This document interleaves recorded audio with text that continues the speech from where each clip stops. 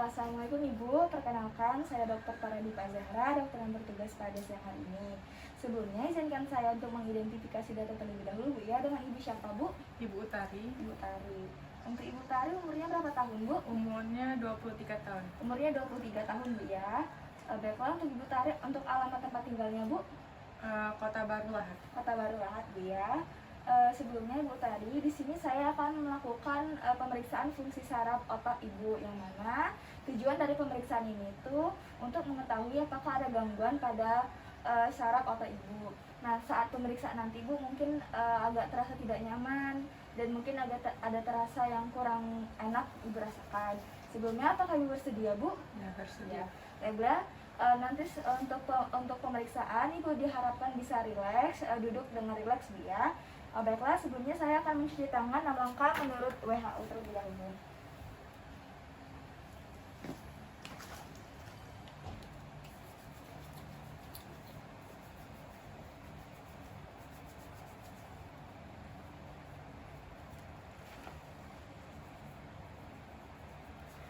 Baiklah Ibu, di sini saya akan melakukan pemeriksaan yang pertama, yaitu pemeriksaan olfaktorinal.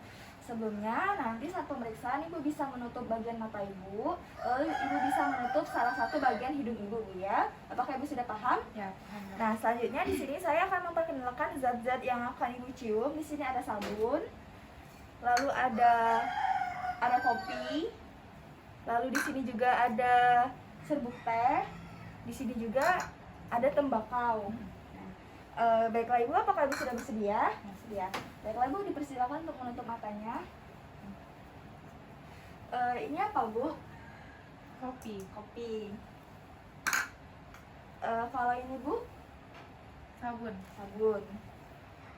Untuk hidung yang satunya Bu? Ini apa Bu? Kopi. Kopi. Kalau ini Bu? Teh. Baik Bu, terima kasih. Untuk pasien ini, untuk pada keadaan normal, untuk penciuman yang baik itu disebut normosi. Kalau tidak baik atau ada gangguan penciuman itu disebut hiposmi. Lalu kalau misalnya ada penciuman yang jelek atau tidak bisa mencium sama sekali disebut dengan anosmi. Jadi karena kan pasien ini memiliki penciuman yang baik, berarti pasien ini dalam keadaan normal. Lalu untuk pemeriksaan kedua, di sini saya akan melakukan pemeriksaan trigeminal nerve. Yang pertama, Ibu bisa menoleh ke arah lateral matanya, ke arah kiri Bu ya. Nah, lalu di sini saya akan mengoleskan dengan lembut bagian ujung dari kapas bagian ujung mata Ibu. Nanti saya akan melihat refleks dari mata Ibu Bu ya. Selanjutnya Ibu bisa melakukan pada arah yang selanjutnya. Ibu bisa melirikan mata ke arah kiri.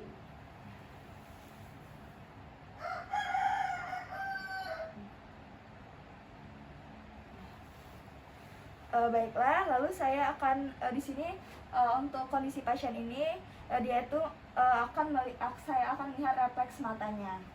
Pada pasien ini refleks matanya itu normal. Selanjutnya Bu, di sini saya akan melihat pemeriksaan sensasi di wajah dan bagian kulit kepala Ibu. Sebelumnya Ibu harus bisa menutupkan mata terlebih dahulu, lalu Ibu katakan Bu ya jika Ibu merasakan sesuatu. Apakah Ibu bersedia Bu? Ya, bersedia Dok. Apakah terasa Bu? Rasa. Apakah terasa Bu? Rasa. Apakah sama? Sama. Apakah terasa Bu? Rasa. Apakah terasa Bu? Rasa. Apakah sama? Sama. Apakah terasa Bu? Rasa. Apakah terasa Bu? Rasa. Apakah sama? Sama. Sama. Nah, di sini saya akan melihat respon pasien dipantau dan pasien ditanya apakah sensasinya sama atau tidak. Pada pasien ini untuk pemeriksaan menggunakan kapas itu terasa. Nah, lalu di sini saya akan menggunakan tusuk gigi untuk melihat apakah ada respon nyeri pada pasien. Ibu pejamkan mata lagi Bu ya. Apakah terasa Bu? Rasa. Apakah terasa Bu? Rasa. Apakah sama? Sama. Apakah terasa Bu? Rasa. Apakah terasa Bu? Rasa. Apakah sama? Sama. Apakah terasa Bu? Rasa. Apakah terasa Bu? Rasa. Apakah sama? Sama. Baiklah, untuk pasien ini pada pemeriksaan menggunakan benda yang agak sedikit tajam, respon dari kulit wajahnya dan respon dari kulit kepalanya itu normal. Baiklah Ibu, untuk pemeriksaan selanjutnya di sini yaitu pemeriksaan motorik. Nanti diharapkan Ibu bisa mengatupkan gigi Ibu dan dirapatkan. Lalu Ibu bisa menggigitnya. Nah, di sini saya akan melakukan pemeriksaan pada bagian temporalis Ibu. Ibu bisa gigit ya. Nah, sama. Lalu saya akan lakukan juga pada bagian otot masseter Ibu. Selanjutnya Bu, di sini saya akan melakukan pemeriksaan jauh-jauh refleks. Di sini saya menggunakan Haro refleks. Nanti saya akan menentukan pada rahang Ibu ya. Ini pada. Nah, di sini untuk respon normalnya itu adalah gerakan mandibula ke atas sedikit, sedangkan respon abnormalnya itu adalah peningkatan gerakan mandibula ke atas. Nah, pada pasien ini adalah mengalami respon yang normal. Baiklah Ibu, untuk pemeriksaan selanjutnya kita akan melakukan pemeriksaan facial nerve. Yang pertama di sini saya akan melakukan pemeriksaan lower muscle test. Nah, di sini saya akan memperhatikan dari simetris atau tidak wajah Ibu, dilihat dari kerutan dahinya, dilihat juga dari ketika dia menutup kelopak mata, lalu kita lihat juga pada bagian lengkungan mulutnya. Nah, Ibu, nanti saya minta Ibu untuk menyeringi setelah membuka giginya, lalu Ibu bisa mengucupkan mulutnya dan Ibu bisa menghubungkan bagian mulut Ibu. Bisa Ibu lakukan, Bu? Baiklah, di sini untuk respon normalnya pada pasien ini sudut mulut harus pada dalam posisi simetris. Jika pada respon abnormalnya mulut menyimpang ke sisi normal. Nah, pada pasien ini tuh didapatkan bahwa responnya itu adalah respon yang normal. Lalu di sini untuk yang kedua, saya akan melakukan pemeriksaan upper muscle test. Di sini saya akan Ibu bisa memejamkan mata Ibu dengan serapat-rapatnya Bu ya. Lalu di sini saya akan mencoba membuka kelopak mata Ibu. Bisa Ibu lakukan Bu? Tahan yang kuat Bu ya. Sini saya akan buka. Nah, di sini pasien ini mengalami respon yang normal. Lalu di sini lalu selanjutnya Ibu bisa menggerakkan alis Ibu ke atas. Lalu di sini saya alisnya ke atas. Nah, lalu di sini kita lihat dalam respon yang normal, kerutan pasien pada dua sisi itu simetris. Lalu yang kedua, respon abnormalnya tidak ada kerutan dahi di sisi abnormal. Dan dikarenakan di sini tadi ada kerutannya, maka pada pasien ini itu adalah normal. Lalu saya akan melakukan pemeriksaan the sensation of the anterior to third of the tongue. Nah, di sini Bu, saya nanti Ibu bisa menjulurkan lidahnya, lalu saya akan tahan selama pemeriksaan ini. Di sini saya akan mengoleskan zat uji pada lidah Ibu dengan aplikator berupa kapas ini Bu ya. Nanti Ibu bisa tunjuk rasa apa yang saya berikan kepada Ibu ya. Apakah Ibu bersedia? Bisa Ibu julurkan lidahnya Bu, mohon maaf.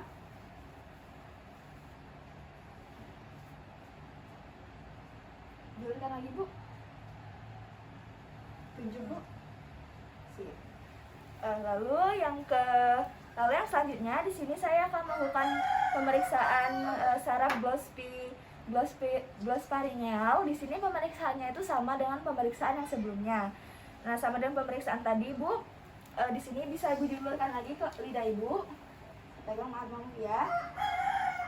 Rasa apa Bu? Pahit. Ya. Selanjutnya di sini saya akan memeriksa gaze reflex pada pasien ini atau pemeriksaan refleks muntahnya. Di sini saya akan meminta pasien untuk membuka lidahnya secara lebar-lebar atau menjulurkan lidahnya. Lalu saya akan merangsang dinding faring dengan spatter lidah. Nah, sebelumnya sudah paham Bu? Baiklah, bisa dibuka Bu. Nah, lalu di sini saya akan memeriksa tanggapan atau reaksi dari refleks gignya. Lalu yang pemeriksaan selanjutnya di sini saya akan memeriksa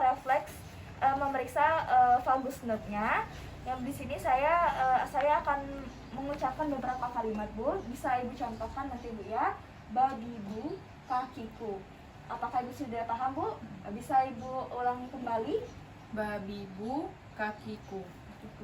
Baiklah, di sini untuk pasien ini untuk apakah pasien ini ada disfonia ataupun distaria, yang mana kalau disfonia tersendiri adalah kesulitan dalam fonasi karena ada kelumpuhan pita suara, sedangkan ada distaria itu adalah kesulitan dalam artikulasi karena kelumpuhan vagal. Nah, pada pasien ini tuh mendapatkan posisi yang normal dikarenakan pasien ini tuh bisa mengucapkan kalimat dengan baik.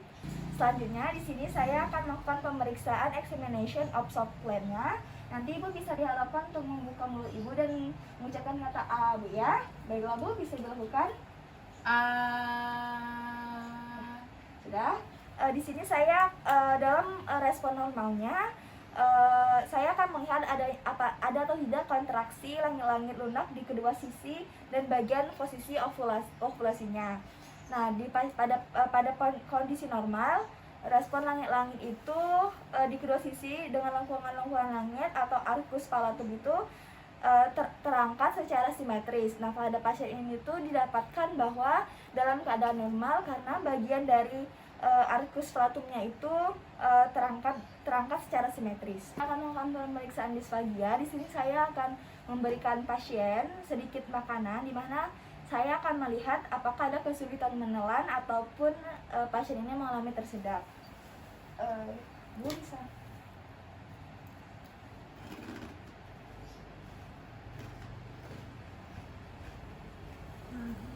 Bisa Ibu telan?